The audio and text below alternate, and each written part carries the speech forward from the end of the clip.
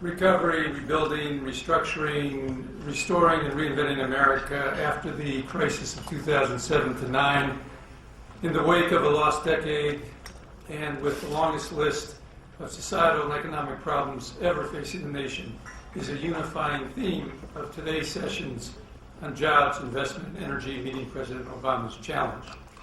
After a devastating decade of poor economic performance, deterioration in public and private productive infrastructure, societal and international decay for the U.S. and its role in the world, a decline in U.S. standard of living, absolutely and relatively, it's a horrible list. The worst economic and financial crisis since the 1930s. I'm usually cheery, even this will depress me. Legacies of stunningly high and unsustainable and unacceptable federal budget deficits, debt and joblessness, and diminished expectations of the American public, by and large, for the future. The U.S. is perhaps beginning the long road back to health and real economic prosperity after having lost a huge amount of ground, which candidly and objectively, without proactive, efficient, and effective policies, runs the risk of not being regained. This is a topsy-turvy world. The haves look more like have-nots. Previous have-nots are becoming, some already are, haves. 5 of the 7 G7 countries, the haves previously, have potentially overwhelming sovereign debt problems. China, parts of Asia, Latin America, Germany, perhaps, Canada, that have relatively clean slates for the future. There has been a seismic shift in the global economic and financial geography. Economic wealth and perhaps political power is moving from west to east, and the prospects for the growth and well-being of the U.S. look limited. Today's session's views, the research and thinking represented, those speaking, and the subsequent discussions are part of the process of open and freewheeling public policy analysis, debate. Proposals engaging public interest and involvement have always characterized this country, particularly in times of difficulty, and its ability to recover, to rebuild, and to reinvent itself, one of the most striking characteristics of the history of America. Today is just one step in contribution in a series of sessions, the first that I chair, sponsored by EPS and Bernard Schwartz. This first session is entitled, How to Budget for Jobs and Investments, where joblessness, cyclically and perhaps secularly, is public enemy number one. How and in what to invest for the future. That in itself is a key for the future. And the responsible financing of initiatives and policies to deal with jobs and investments, an absolute necessity given the financial position of the United States. Our speakers are 3, Marshall Auerbach of RAB Capital, Linda Bilmes, I always have trouble, Linda, with that second name. I'm a little dysfunctional on syllables. Now it comes out. Professor at the Kennedy School at Harvard, and Jamie Galbraith, the chair of EPS, Lloyd Benson Professor at the LBJ School of Public Policy, University of Texas. Marshall has spent most of his career, I'm going to do the introductions very briefly, and then we're going to launch with some ground rules. Marshall has spent most of his career in investment management, now as a global portfolio strategist for RAB Capital, a UK-based fund management group. I don't know whether he's going to stay there or go to Switzerland. Well, you may want to rethink that, I'm not sure, in the field that you're in. He is global in his orientation and has been in investment management at a number of organizations. He's a consultant to PIMCO, and his education is, to me, interesting. Doesn't have economics in it, which I think is great. It's English and philosophy from Queen's University and a law degree from Oxford. That scares me, because people with law degrees do scare me. Linda is professor at Kennedy School at Harvard. She's an active researcher, writer, teacher, speaker on major topical and relevant public policy issues, including on her own and with some work with Joe Stiglitz, path-breaking work on the Iraq War, its costs and consequences. She's an expert on public sector budgeting, that includes state and local government, as well as federal and public finance. Was a CFO and assistant secretary at OMB in the Clinton administration, and before she was at the Boston Consulting Group. So I don't think she's speaking on this today, but she's clearly qualified to fix the budget situation in Washington, given her background In fact, I'm sure she could if she put her mind to it. Jamie, of course, is the chair of EPS and chair professor, Senator Benson, chair name at the LPJ school. He's written extensively, published, testified before Congress. He is, to me, a member and leader of what I would call, he might not agree fully, the liberal side of the economics profession, perhaps emerging as the leader, effective, vocal leader of a mixture of public policy issues and economics with research that has and is making quite a mark, as well as in his role as chairman of this organization.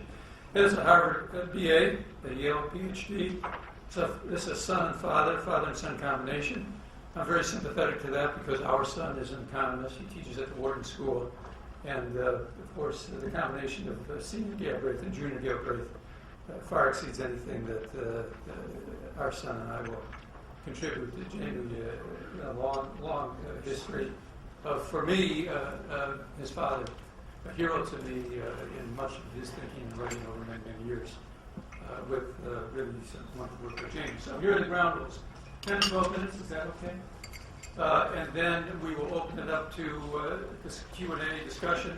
My role is as timekeeper to remind them to stay in line and kind of moderate a freewheeling interaction. Hopefully not all of one view, lots of different kinds of views, so we hear all the issues that our esteemed panelists will bring to us in their comments. Thank you.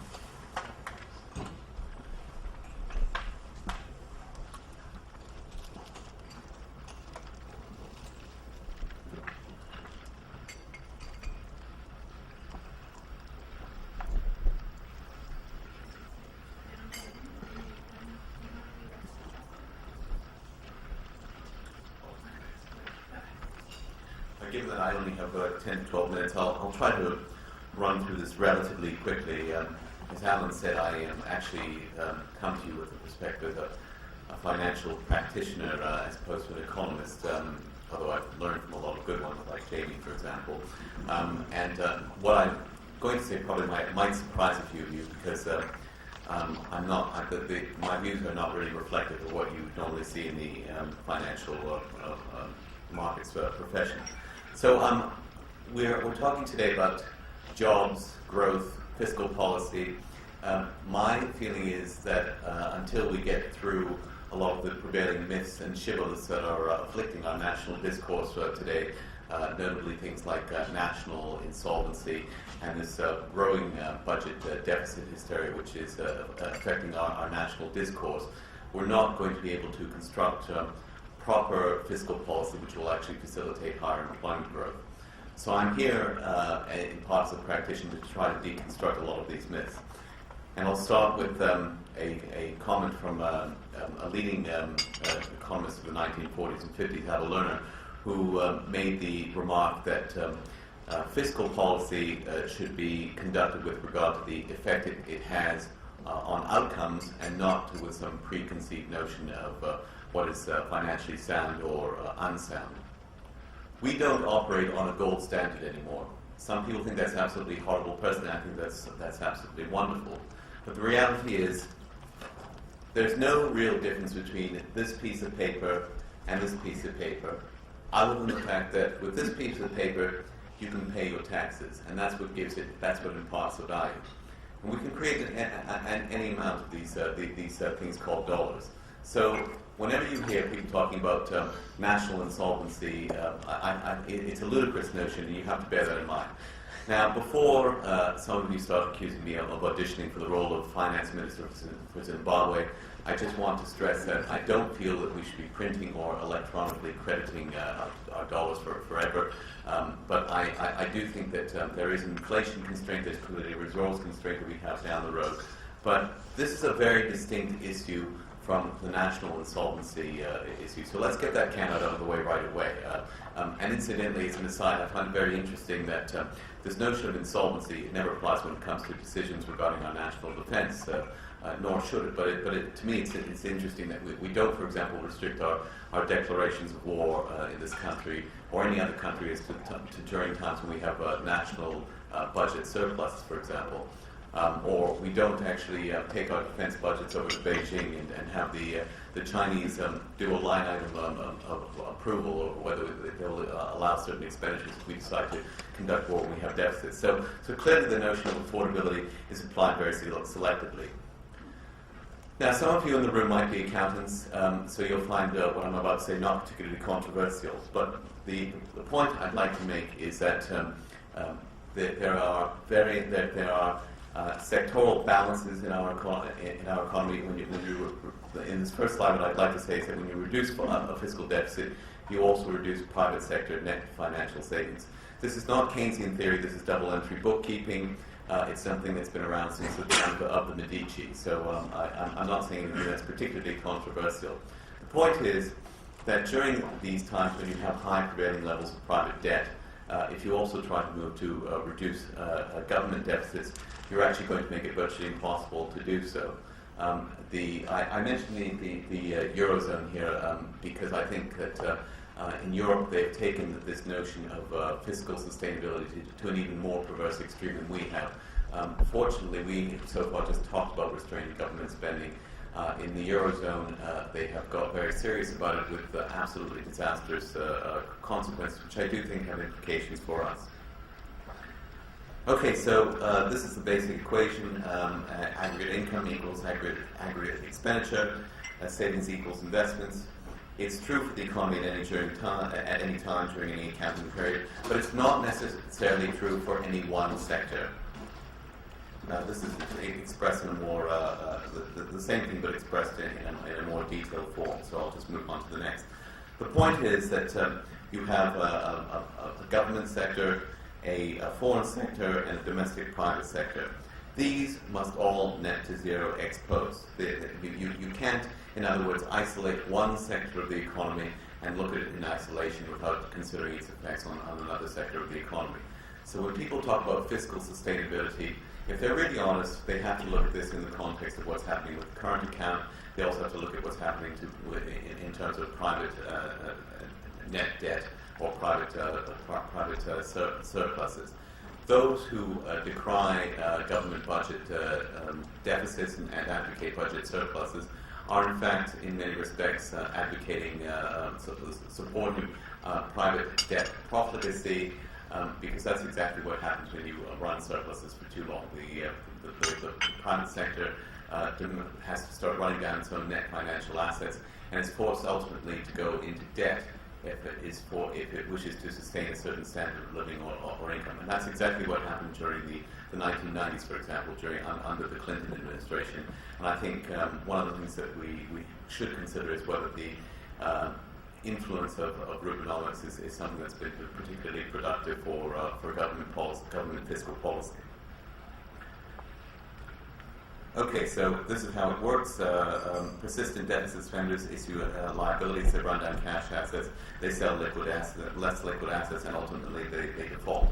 This is what happens when you're a private individual. Also, is what happens when you're a private firm. Of course, this doesn't happen if you are a government which issues its own currency, its own freely floating currency, as the United States does, as the United Kingdom does, as Japan, Australia, Canada do. It is very different, of course, in Europe, because in Europe the national governments have surrendered their currency-creating capacity to a supranational central bank, and I think that's one of the root causes of why they have the difficulties they have today. Again, this is another pictorial representation of what I've said before. My point is that you cannot consider government spending, budget deficits, budget surpluses in isolation to what's happening in other parts of the economy. The government deficit is as much a reflection of ongoing economic activity as it is a cause. It's absolutely ludicrous to construct a budget and say, this year we're going to run a budget deficit equivalent to 4% of GDP. You can't control that. You can't control tax revenues. You can't control government expenditures. When economic activity contracts, tax revenues go down, social welfare expenditures go up. So the idea, for example, poor George Papandreou, a friend of Jamie's I know in Greece, has just submitted a budget to the European Union and said, look, we have our budget deficit is 12% of GDP, we're going to get it down to 8% of GDP next year. I'm willing to lay heavy odds that that's not going to happen.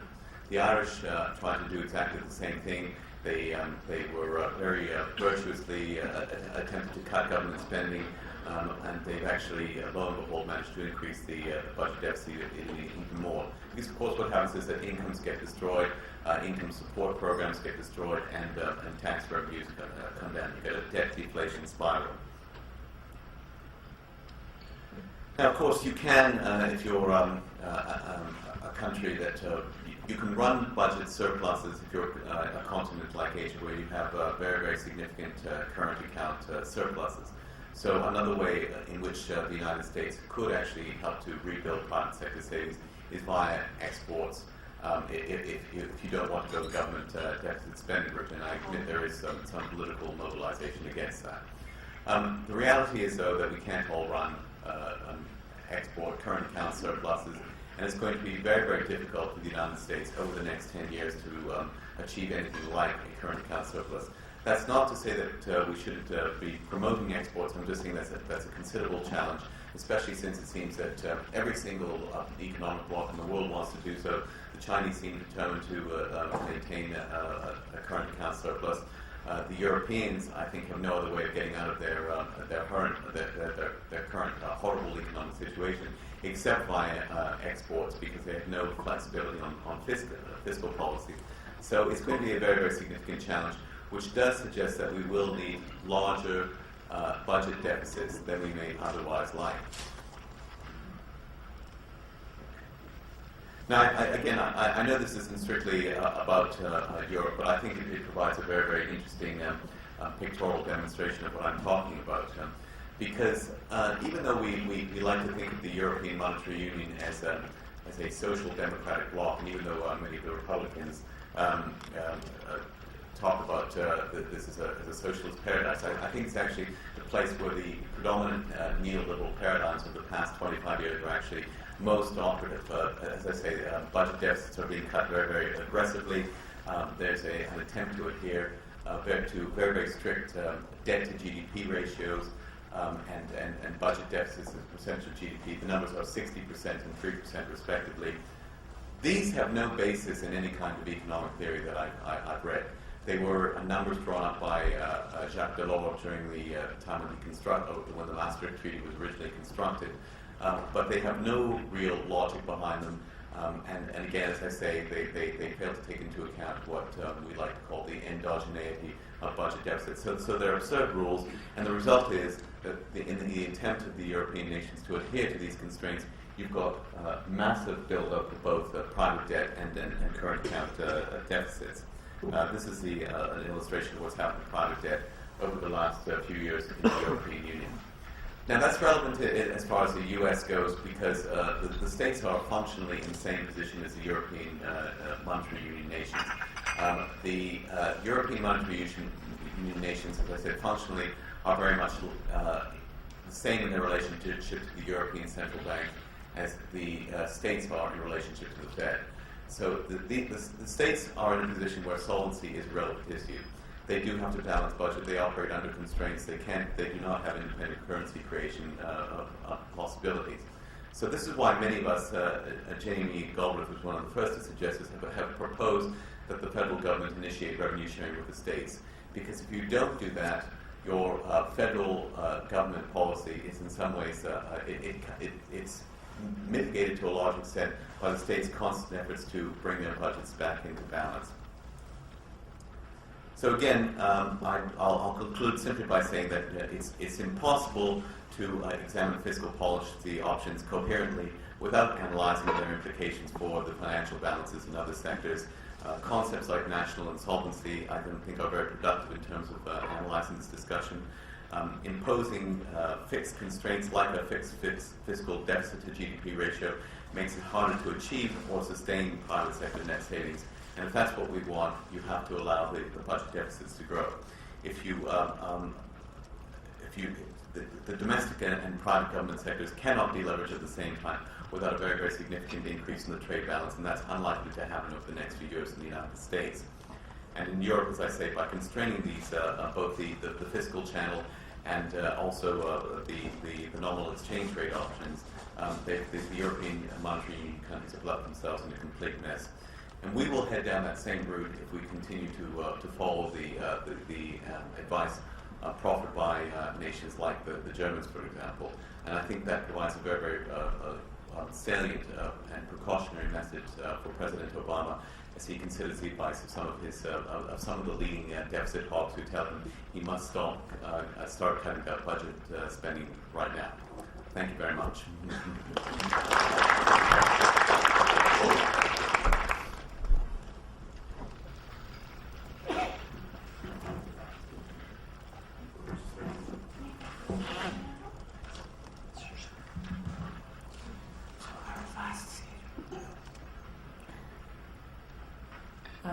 Good morning. I'm Linda Vilmas from the Harvard Kennedy School, and I wanted to direct my remarks this morning specifically to the issue of state and local governments and job creation. State and local governments play a vital role in the economy, especially when it comes to jobs. And in this recession, the states really face a much tougher fiscal problem than the federal government does. As Marshall just pointed out, if you read the newspaper, you think that the U.S. is like Greece. But the U.S. is not like Greece, but the states are. They do not have control over their currencies, their interest rates, and other aspects of their economy. And 49 states, all except for Vermont, are not allowed to run a budget deficit. State and local governments are also especially sensitive to economic downturns because they rely for revenues on individual taxes, sales taxes, property taxes, and user fees and charges. Last year, state and local governments experienced the biggest shortfall in own source revenues, that's revenues that they raise in 50 years, with a total budgetary shortfall of around $300 billion, or more than 25% of their budgets. And in many communities around the country, particularly those that have been very heavily hit by property downturns, these shortfalls are 30, 35, 40%.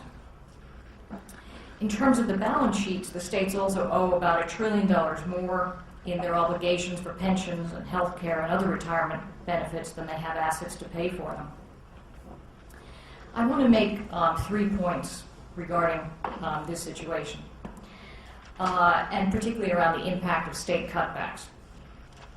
In order to deal with this squeeze, what state governments have done is they've balanced their budgets by raising fees on practically everything, increasing taxes, cutting back on services, spending down rainy day funds, borrowing against their pension funds, and of course, by relying on federal stimulus dollars. States are also selling off assets ranging from parklands to statues.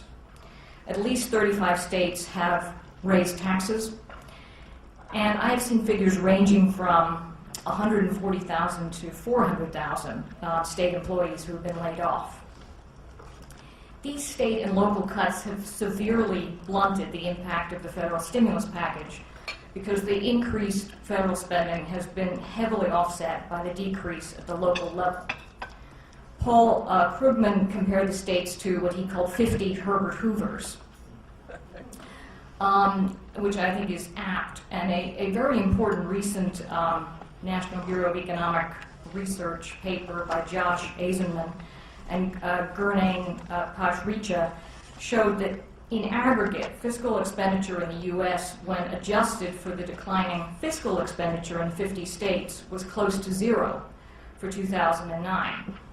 So in other words, the federal stimulus prevented an actual decline in total aggregate U.S. spending, but it wasn't enough to produce an actual increase. And this problem lies really at the heart of our continued high unemployment. The Recovery Act has allocated about $135 billion over 2.5 years to state and local governments, which only covers, at best, around 30% of their deficits. But this money is the most effective, most direct part of the stimulus. In the current environment, for every dollar that is devoted to states and municipalities, close to 100 cents of that dollar gets spent. So simply in terms of getting the best bang for the buck in jobs, we should be allocating much more stimulus money directly to the state and local level, instead of to things like tax cuts, which have a far lower multiplier. The second important point, and related to my current research, is that government, state and local government spending is actually more job intensive than federal government spending. The federal government spends a lot of its dollars on things that don't produce a lot of jobs. For example, armaments and administrative overheads related to programs and regulatory functions, as well as paying interest on the debt, much of which goes overseas, whereas most local spending goes directly to education, public works, services, roads, public safety, employment. So dollar for dollar, even if the government spending stimulus is equal to local government reductions, it's not neutral for the economy in terms of jobs. Local governments are critical in terms of employment. And if you look at the budget of any municipality, and I work with a lot of cities in New England, and if you look at even a little one, it's really striking what a wide range of activities they are involved in. Not only schools and fire and police and water, but in zoning, in parks, in public health, in filling potholes, and safety inspections, street lighting, public transit, pest control, libraries, environmental work, anti-gang programs. The list really goes on and on. And about 80% of local spending goes directly to salaries for frontline workers. When you look at the sort of micro level, at the individual level, I also want to make the point that it is often the most helpless people in our society who bear the cost of these frontline services being cut. You know, if you drive around, if you ever happen to be driving around late at night, 1 o'clock or 2 o'clock in the morning, you see someone standing and waiting for the bus. Who is that person? That person is probably somebody who works at, as an all-night health aide at a hospital, and who is suffering from the fact that the bus route has been cut back. Instead of being every 20 minutes, that bus is every 45 minutes. And I think part of the reason that Bernard Schwartz has created these symposiums is because we believe there's a connection between that person waiting on the bus corner and the and economic policies in this country. We also believe there's a cost because, as I just mentioned, in aggregate, the cutbacks at the state and local level are canceling out federal stimulus spending. But there is also a social cost, which is being borne by those people who are unemployed and who are at the libraries, except the library hours are being cut back, or the person on the street corner. If you add that social cost on, what you find is that we are really in the negative.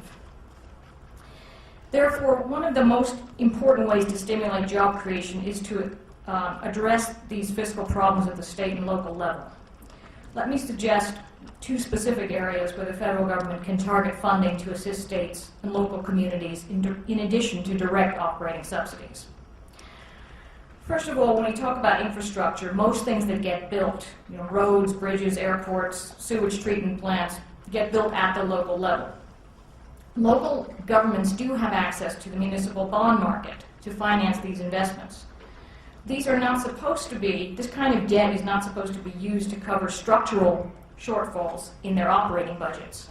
But one of the consequences of the fiscal crisis at the local level is that many communities are trying to borrow as much money as possible and trying to use new debt to cover operating shortfalls. Since interest charges and recurring charges and ongoing maintenance and lease payments are all going to come out of the operating budget, these local governments are setting themselves up for long-term structural budget imbalances.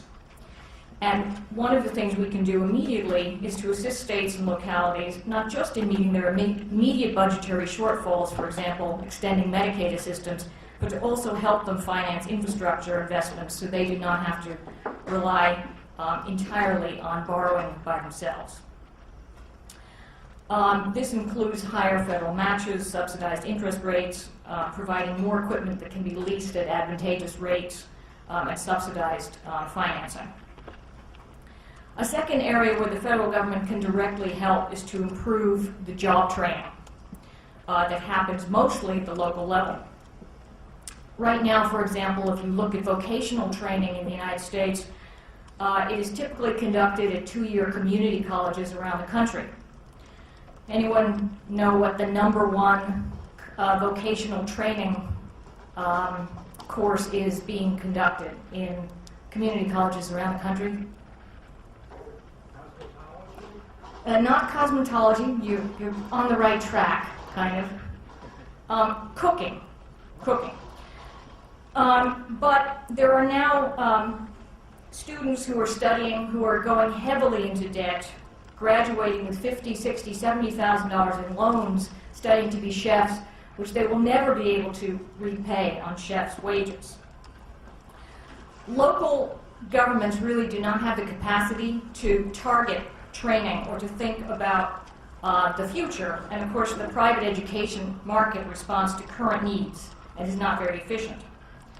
The federal government can be helpful both in subsidizing training and very helpful in labor market planning and determining where we have skills gaps. For example, we are hearing about the production of renewable energy, we're hearing about the likely construction of a new generation of nuclear power plants. But the U.S. has a critical shortage of workers who are trained in precision mechanical engineering, steel fabrication, manufacturing of precision tool and components. In the nuclear field, for example, the U.S. has not been in this business for a generation. We really don't do it, and there's only one factory in the world, located in Japan, that makes the heads for nuclear containment vessels, which is a critical item for nuclear plant construction. I'm not advocating nuclear power, but I'm just saying that if we adopt some of these infrastructure investment programs and the ideas that Governor Rendell was talking about this morning, where's the labor force and where is the investment up front in the communities to train the labor force to take on these goals? Finally, looking ahead, the situation for the next few years continues to look very dire for state and local budgets. In many communities, property values which have been hard hit are only valued on a rolling basis, and so the full impact of the lower property values is not going to be hitting until next year. Local governments are facing a very bad, severe cycle in which the low property values are depressing consumption, reducing sales taxes, as well as property taxes. And to date, 48 states are facing mid-year shortfalls, that is, taking in less revenue than they had expected to. And they are in the process of announcing another round of cutbacks and layoffs.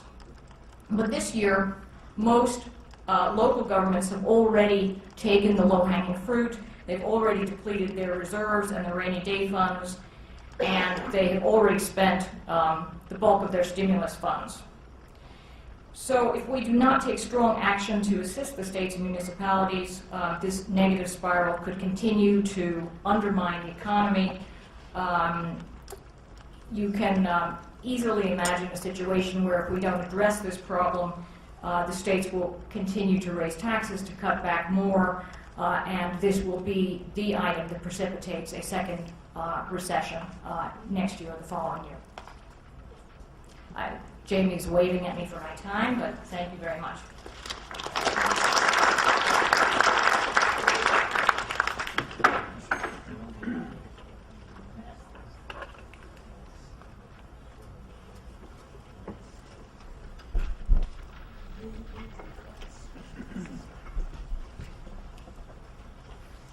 To the extent that we are not in the second Great Depression, we owe that fact primarily to the budget deficit. We owe it first and foremost to the automatic stabilizers that are built into the institutions of the federal government, to the fact that as output and employment went down, spending went up on unemployment insurance, on disability, and other forms of relief, and on the fact that tax revenues fell very sharply, providing a cushion to private incomes.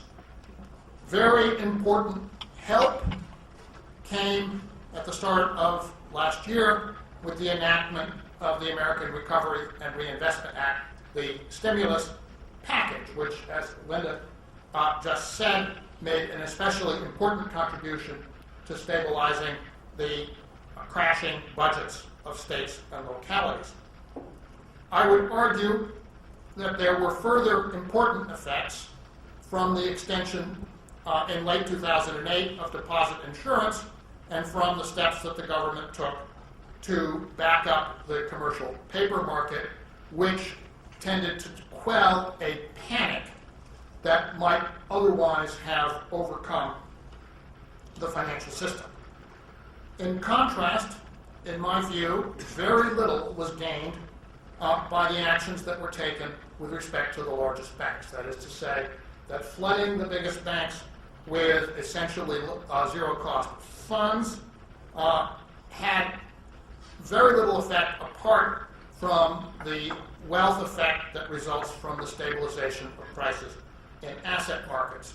And the reason to believe that lies in the simple fact that although federal budget deficits went up and incomes were stabilized from that point of view, bank lending went down very sharply and has not recovered. At present, therefore, one might say that spending out of current income has somewhat normalized. Spending from new credit has not. And the question going forward is, how long will that situation continue? There are two ways to get an answer. One is to look at the collapse of home values, and perhaps the continued troubled condition of the major banks, factors which say we can expect to be in this situation for a long time. The other way is to look at averages from recent history, an approach which lends confidence to an optimistic view. Indeed, this approach has the curious property that the steeper the slump, the more rapid you expect the rebound to be. The point I want to make today is that we live in a world where professional forecasters, and in particular the official entities, the Congressional Budget Office and the Office of Management and Budget, on which our policy processors rely, have all basically wedded to the second approach. They may prove right or wrong. I tend to doubt that they will be right. I'm a skeptic for the reason just given. I lean to the view that we are in for a very long problem on the financial side. But that's not the issue to be resolved here. The question I want to, or the point I want to make, or the question I would like to ask is that given a very large uncertainty about whether the standard model is correct, whether we are in a normal or an abnormal crisis, what's the prudent and sensible course of action? In other words, how should we best take account of the risks associated with the outlook in our situation? My argument has been and remains that the risks are asymmetric. Doing too little means you go through a very long period of high unemployment, that you do not replace the jobs that have been lost, that you do not provide employment for new workers coming onto the labor market, that they spend many years of their young careers looking for work and not able to find it, that you have a vast amount of lost output and foregone opportunities, that you do not meet the requirements for investment and reconstruction, that you do not get the head start on the environmental issues that we need to be working on. Doing too much, on the contrary, means that you have to slow the work at some point, that you have to pull back, that you have to make an adjustment, that you maybe have to curtail a few projects once you've got them underway because you discover you don't have the capacity to do everything that you're trying to do. In comparison to the one I just outlined, that is a very minor risk. It is practically hardly anything more than an annoyance. It is clearly the moment when the bias in our actions should be on the side of action, should be on the side of endeavor, should be on the side of taking the steps that we feel we need to take to deal with our real problems. And the question I would have is, the question I'd like to spend the rest of my time addressing is, do we face an insuperable financial obstacle to doing that? My answer, of course, will be no. The Congressional Budget Office, just to take one example, automatically projects unemployment falling to what one could describe as a natural rate, 4.8% in their analysis over 4 or 5 years. There is no basis for that forecast. It's an assumption, simply based upon the patterns of past history. They also forecast interest rates, the short-term interest rate on federal debt, rising also coincidentally to 4.8%. And that, too, is an assumption based on, I suppose, past normality. There is no reason to regard either forecast as representing the normal path of recovery of the economy from present conditions or as a likely outcome. If we do not act substantially to change, move policy forward, unemployment could stay higher and interest rates would very likely stay lower for quite a long time.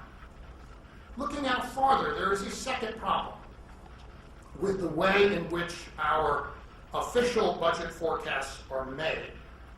Their long-term projections commit, I would argue, two very serious errors of inconsistency. The first is to assume, and here the culprit is healthcare costs, that healthcare costs can rise faster than average costs indefinitely. That is to say that they can grow more rapidly than the average for a very, very long period of time. As a matter of logic, this simply isn't possible. As healthcare costs rise more rapidly than the growth of the economy, the share of healthcare expands, and eventually the two numbers are going to converge. Which is to say, either healthcare costs will cease rising so rapidly or the rest of the inflation rate in the economy will rise.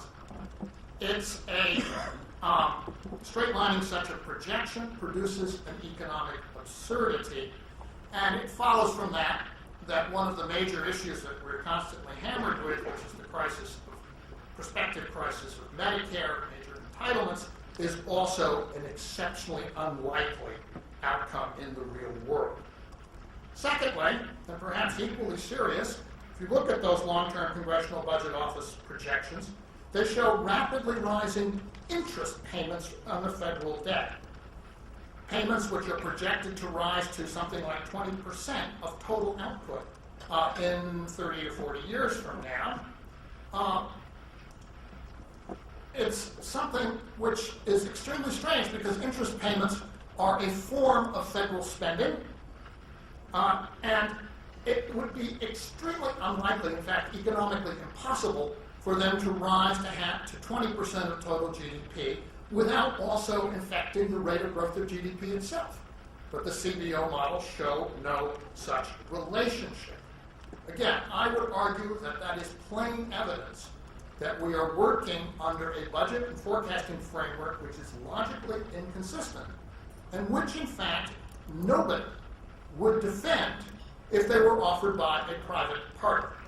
They are accepted simply because they remain substantially unexamined and because they come from a high authority which is deeply embedded in the bureaucratic processes of budget formation and economic forecasting.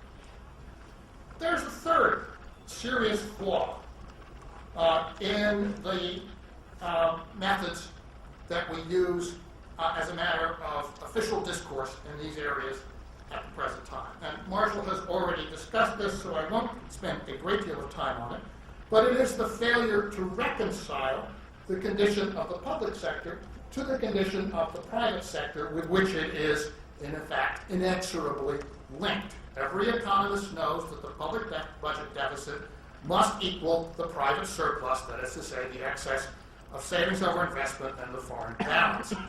If the private sector is not lending, if investment is collapsed and private savings exceeds it, which is certainly the present and recent condition, then the public deficit must and will reflect this fact. There is nothing that can be done about that by cutting spending or raising taxes. What the official procedures, the CBO's procedures, and the OMB's processes implicitly assume is that private sector lending will just resume according to the normal post-war pattern. That, in other words, this crisis has in fact not been the kind of structural change in the resilience and behavior of the private financial sector that it appears to be to everybody who has observed it, lived through it, and written about it over the past 2 years, let alone everybody whose house is now worth less than the debt that they owed on. I would again argue that that's an assumption for which there is no actual economic foundation. And if it did happen, if it's by some miracle we were to move into another business cycle expansion that resembled those of the late 1990s or even of the middle 2000s, that is to say, credit fuel based upon a boom in some private sector activity that was financed by the private financial sector, then you would see the same result on the public budget deficit that we saw in those two periods. That is to say, the budget deficit would shrink, and the forecasts that we now have for a long-term fiscal problems of the kind that are described as fiscal problems by the conventional view would simply melt away as they did in the late 1990s. It's worth asking what the markets think. And it's quite clear that those who are in the position of supplying funds to the federal government do not, in fact, believe any of the dire predictions that are a constant feature of the policy discourse. For that matter, they don't believe the leading figures from Wall Street itself who are at the source of those predictions. How do we know this? We can know this by looking at the long-term interest rate that the Federal Treasury presently pays. If it wishes to borrow for 10 years or longer, that's around 3%. 20 years, that's just a little over 4% the last time I looked. If there were a risk of default or a significantly perceived risk of inflation, those rates would have to be substantially higher than they are. The usual response when you raise this point to an advocate of the contractionary deficit hawk position is to dismiss the markets as irrational. A very curious response for an orthodox economist. But if it were so, then it would clearly make no sense to tailor policy to the supposed demands of the capital markets. The rational response in the face of an irrational market would be to take advantage of the irrationality to borrow as much as possible, get as much done before the markets woke up. The deficit hawks, I've heard them described as the deficit hysterics, have built a powerful case against Social Security, Medicare, and by extension against an open-ended fiscal assistance to states and localities, and against the long-term investment programs to rebuild the country and solve our environmental and energy problems on the strength of forecasting models that are built into the budget process. My conclusion for you today is that those models are fundamentally flawed, internally inconsistent, and incoherent as economics. They owe their high standing to their bureaucratic function, to the fact that they comfortingly reinforce predisposition and belief. The world, in fact, does not place those obstacles in the way of a program of action. The United States has, in the past, in times when it was nationally necessary to do so, and could in the future undertake a bold program of public and private investment, the provision of new services, making use of all of our manpower and talent, and directing it toward the problems that we actually face, the ones that we know about, the ones that we cannot deny. The decline and decay of our infrastructure, the need to rebuild the country, the need to deal with our energy problems, the need to deal with climate change, the greenhouse gas problem, and above all, in this context, the need to provide employment, useful, productive employment to the American citizenry. The country will not go bankrupt. On the contrary, it would get rebuilt. Its people would make a living. And by looking past the false problems, looking past the artificial obstacles, looking past the political arguments that are really embedded in a set of procedures that are only 30 years old and that should now be reformed or dispensed with, we can perhaps, I think, begin to deal with the actual issues that are going to affect us for the generation to come. Thank you.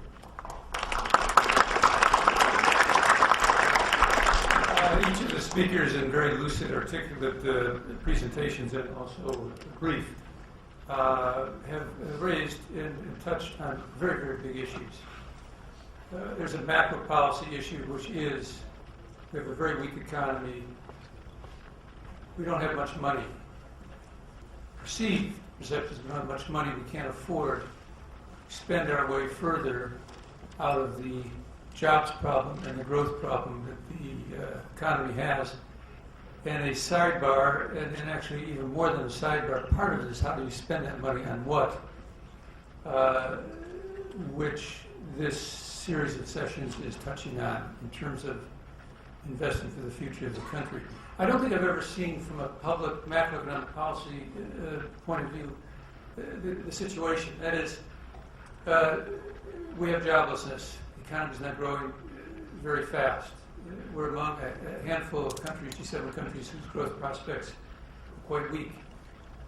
To help fix that and to create more jobs, I've never seen a jobless problem that couldn't be fixed by rapid growth. To do that, fiscally, you need more spending and less taxes. But that creates a larger deficit. To get the deficit down, and there are lots of people who think that should be the thing to do in the long run, the longer future of the United States,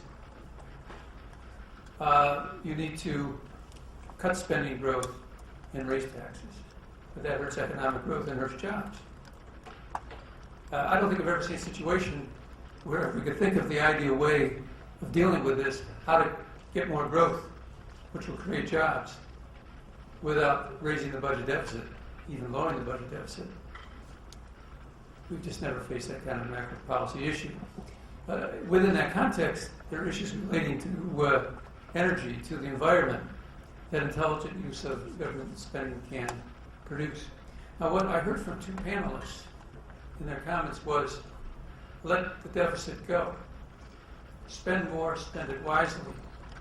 And the myth of the markets enforcing discipline through the currency or high interest rates, that is a myth.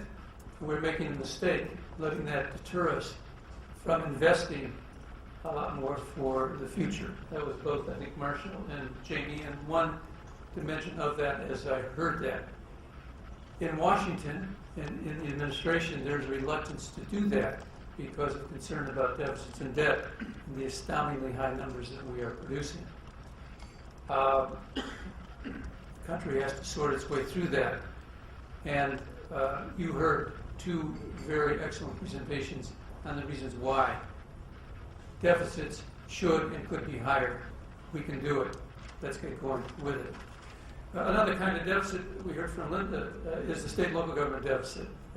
Huge, ongoing help from the federal government constraints, which lead me to a question for her, which we'll get to after you give your questions, which is if you extend your analysis, my picture of state and local governments is that either they consolidate, and there's only one of them, or because the stuff you're talking about really temporarily fixes it, doesn't fix the fundamental problem, which will stay if growth is weak, and we don't do better, given the kinds of commitments they have. Or the squeeze will be so intense to get their budgets in balance that, as you said, our economy will never recover. It's a very difficult situation. Or how we do our governments, how we function, how the states and localities function will have to change. Laws and rules by which they operate will have to change in order to get somewhere. So what we want to do now is open up the floor for questions. If you have a question for a specific panelist, for the panel, direct it in that way. And also some discussion, and I will try to moderate it and keep it within bounds. Lucy?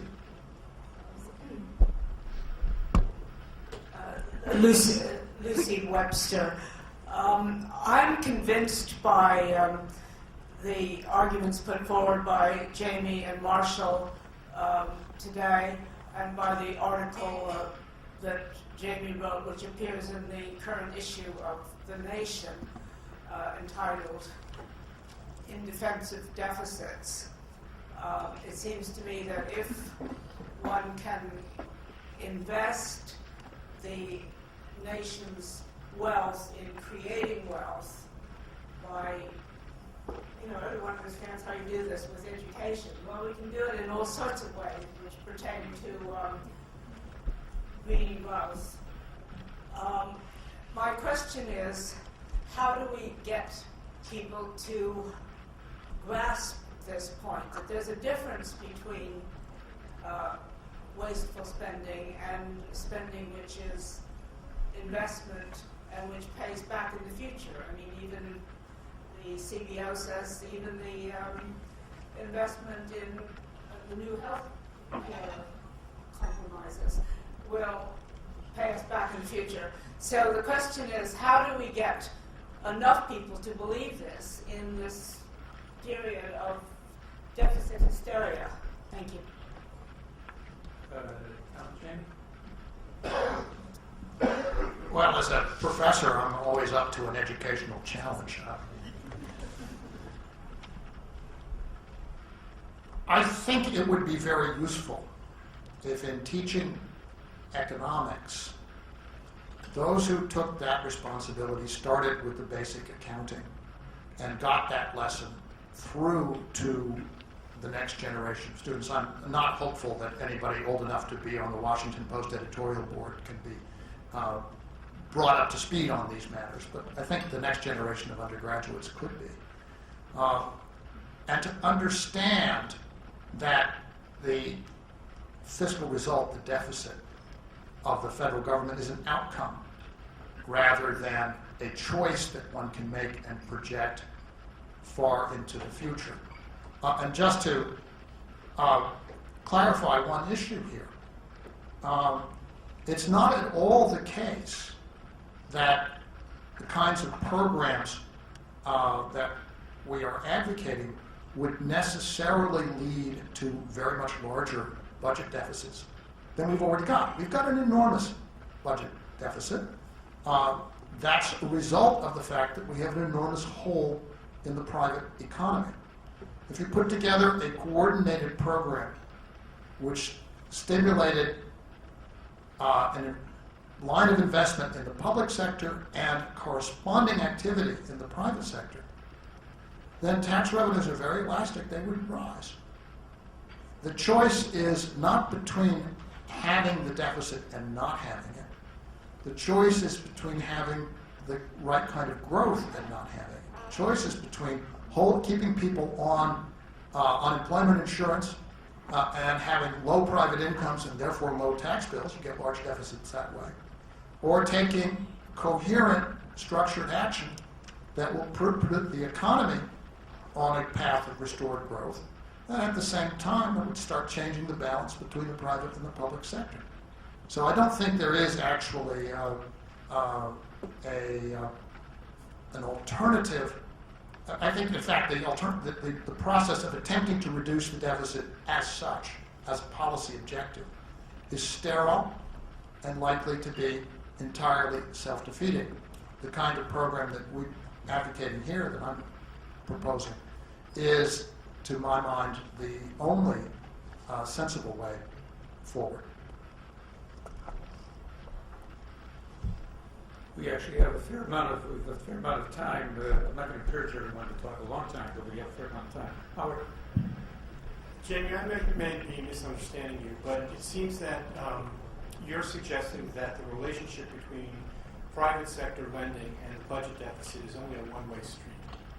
It's my understanding that back in the 90s what happened was that the administration sent a signal to the market that the budget deficit was going to start coming down, and then the private sector started responding to that. So my question is, isn't it a two-way street that could happen? And the second part is, short of infrastructure spending and jawboning, what can the government do to get that private sector lending to go and start? Well, the situation in the 1990s, we could talk about that particular period, 93, 94, when these changes took place, and there were changes in fiscal, but also changes in monetary policy that were important, is very different. That situation is very different from the one that pertains today. In the early 1990s, after 5 years, the banking system had largely rebuilt its balance sheets, and the private business sector was screaming for credit. There was something, it was a credit crunch was a major news story in late 93, early 94. And so it only took a few adjustments to policy, actually, to begin the long credit boom that brought the budget into balance and gave us the information technology boom at the end of the decade. My belief is that today the financial sector remains far more impaired than it was in 1993. We're only a year or so, a couple of years in, to a much deeper financial crash, a crash based upon the collapse of values in private housing, and private housing has become the dominant source of collateral for private credit.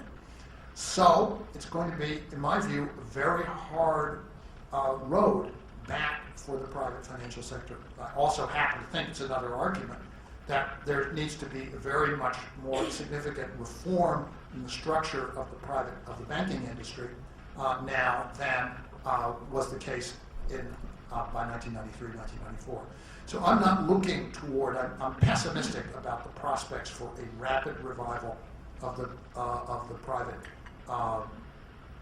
lines of credit, and I think that the kind of signal that you're talking about would not be adequate in present situations, even if it did contribute something in 1993. Second question.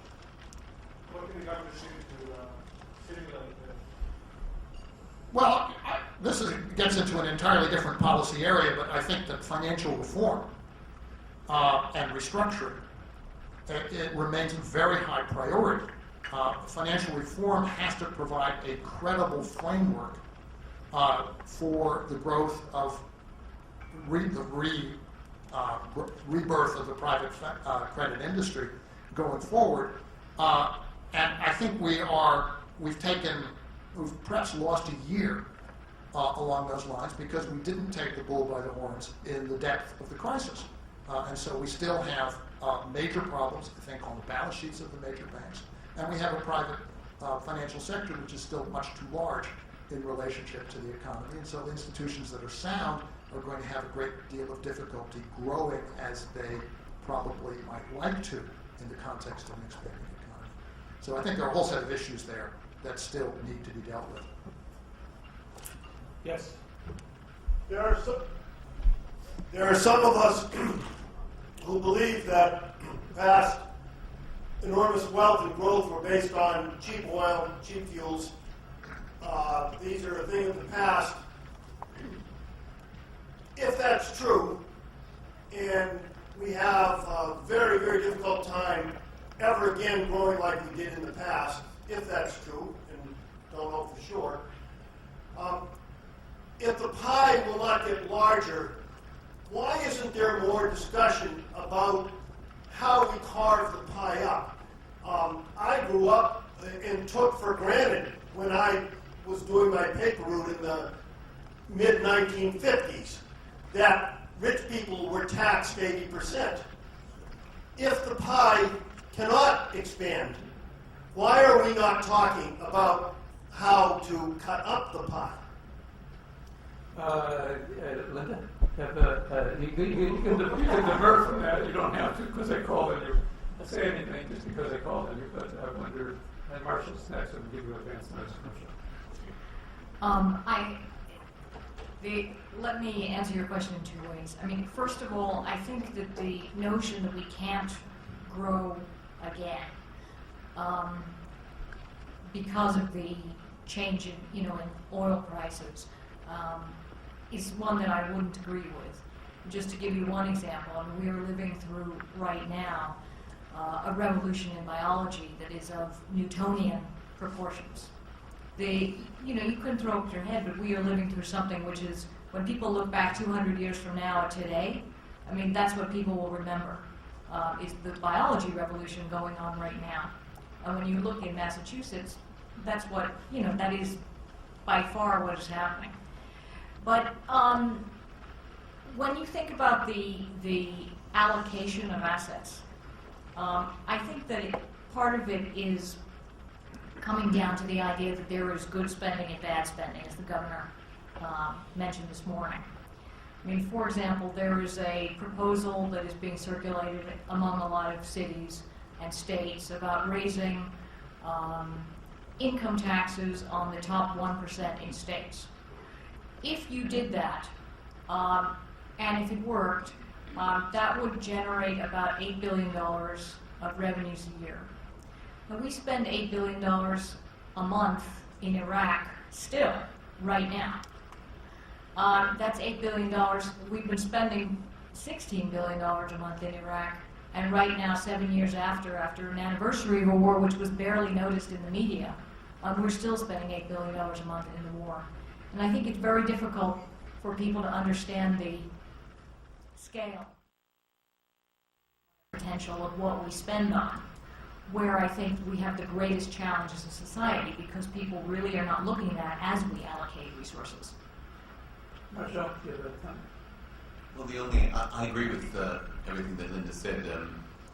As you can probably tell from my accent, I'm not from this country originally, and I'm from a place where speaking about distribution of national income, it's a legitimate subject for public discussion.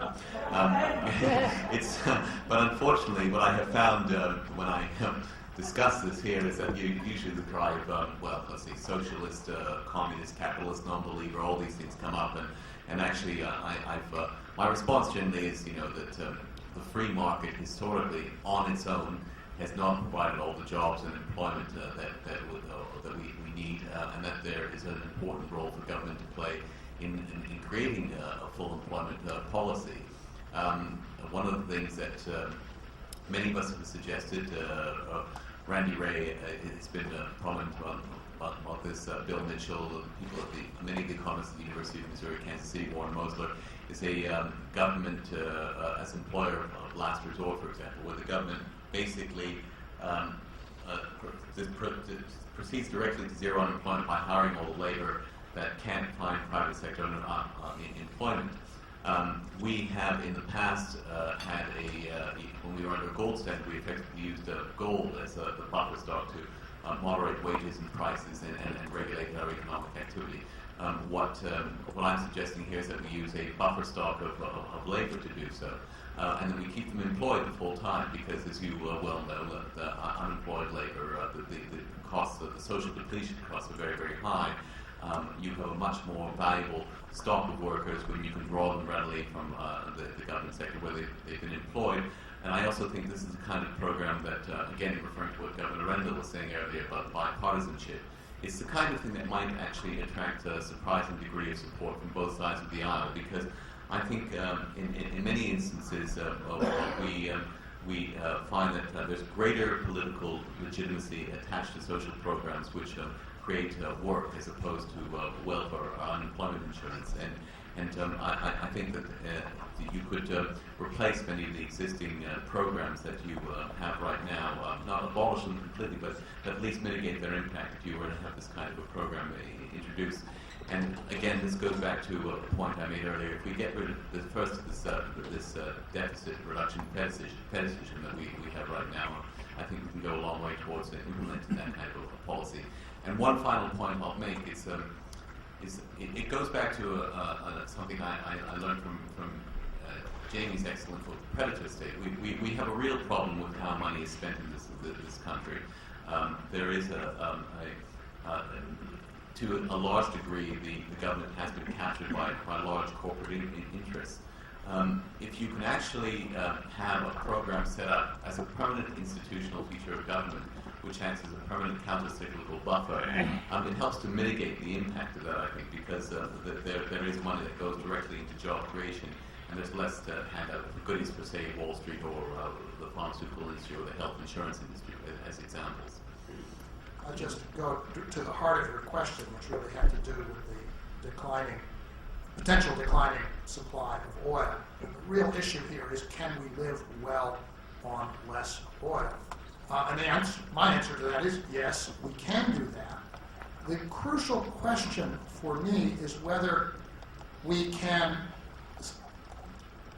create a set of options for the American public that they will find acceptable. In the environment you described, does this mean that everybody feels poor. If that's the case, getting any kind of policy adjustments through is going to be extremely difficult. If one engages in puts forward the public and private investment programs and the possibilities for employment that enable people to adjust more easily, to move away from the use of a commodity which is in declining supply without feeling a dramatic effect on their living standards, they will accept that more readily, and their quality of life will be far less impaired. And it's making that adjustment that we should be attempting to do as quickly and efficiently as we can, so that we're prepared for the contingency that we may be faced with this. And that strikes me as not inconsistent with the accounting concept of economic growth. Because economic growth does not require a constant or a fraction of oil input or any other input. It can be achieved, it's a dollar measure, it can be achieved in a number of different ways, and we should choose the way which gives us the highest standard of living within the resource constraints that we have to accept. We have time for one more brief question and one brief answer. Yes, I was wondering how the panel would respond to critics, maybe from the right, that the U.S. is imperiling its ratings with the bond rating agencies with the current deficit. And secondly, some reports in the press that the Chinese are getting less interested in buying bonds. Do we have an issue on the credit side in order to support a deficit? 30 seconds. And I have 30 seconds. Is that Linda? Well, I lived in Japan in the late 1980s and early 90s, and I saw Moody's successfully downgrade Japan's debt to below Botswana, for example. And Japan, as far as we can see, is still borrowing 10-year paper at 1.3%. So, and remember, these are the same rating agencies that gave you AAA subprime rated paper. So I would take their criticisms or concerns very seriously. And I'll let Jamie deal with the Chinese question. The Chinese policy toward U.S. treasuries is something which grows out of their own development strategy. And it would not be prudent or sensible for them to make a radical change in that policy. And I don't anticipate that they will. The credit, no matter what we think of the credit agencies, they're still there. They're still rating, and they're rating based on economic and financial criteria that financial market participants around the world will make judgments on, no matter what the ratings are. And in the flow that I am in, the global verdict on the United States financially is very, very negative. If we end up the way Japan has gone, and our interest rates, 10-year yield, Jamie, is 366, which is very, very low, goes down to 1.5 or 2, because, and even with huge debt and deficits, you don't want to be in a country that is living the way Japan is, where the GDP is lower today than 6 years ago. The standard of living is declining immensely for their people. They're living off their past wealth. And they have accepted deflation as a way of life, and they are accepting a lousy growth rate that I don't think this country should or can ever accept, which is the comment of the gentleman over there. I'm not prepared to accept a low growth rate forever. I think we've got to work hard to find ways to raise the growth rate so we don't grow at 2.5, we grow at 4.5, 5, and find ways to do it at least cost budget-wise, so we can also achieve our social objectives. That isn't easy, but that's the suggestion I would make in terms of how people think about the future. Shoot for the moon, and if you get a little less, it'll be adequate. But you can't. The thing that torpedoes everything will be the global financial markets, how they react. And it is, the Chinese have sold treasuries net 2 months in a row now. They've been buying gold for the last 6 years. They just told us about that recently. And under certain circumstances, they're not going to buy much more in the way of treasuries. Right now, the 10-year yield, in our view, is down low because we are buying it because we're saving more, as Marcia points out and Jamie points out. You can run very high deficits if we are growing slowly and we are saving more. We buy it ourselves. But if we end up having to do that the way the Japanese have forever, we will not have the consumption standard of living that we want in this country, and we will have the powder keg politically, in my view. It won't be tolerable politically, and all hell will break loose. We don't want to see that happen. So, that was my only comment. A bit of realism from the financial side of the